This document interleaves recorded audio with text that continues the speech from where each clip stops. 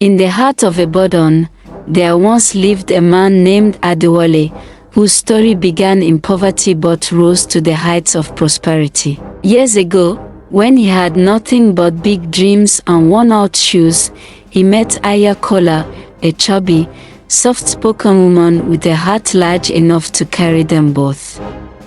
She sold puff-puff under the hot sun, skipped meals to pay his school fees, and even sold her mother's heirloom to fund his first business. When success finally knocked, it did so loudly. Adewale became a man of influence, driving fine cars, wearing imported agbadas, and speaking with a forced British accent. But with wealth came pride, and with pride came forgetfulness. He began to mock Kola in public, her size, her simplicity, her local ways. He stopped taking her to events, calling her too embarrassing for his new circle. One day, at a business gala, he appeared with a slim, flashy woman on his arm. The crowd murmured as an elderly guest, unaware, asked, "Where is the woman who once sold puff-puff for this man?"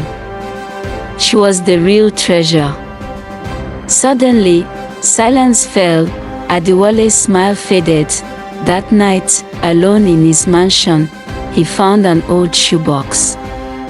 Inside were faded receipts from Kola's puff-puff sales, notes of encouragement she wrote him, and a worn-out picture of the two of them under a makeshift umbrella, her holding his hand, and him, smiling with eyes full of gratitude. Tears fell.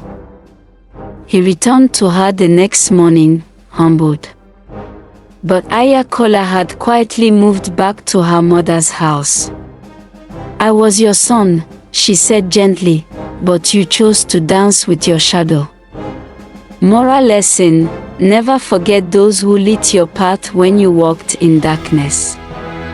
To mock your source is to risk losing your light forever.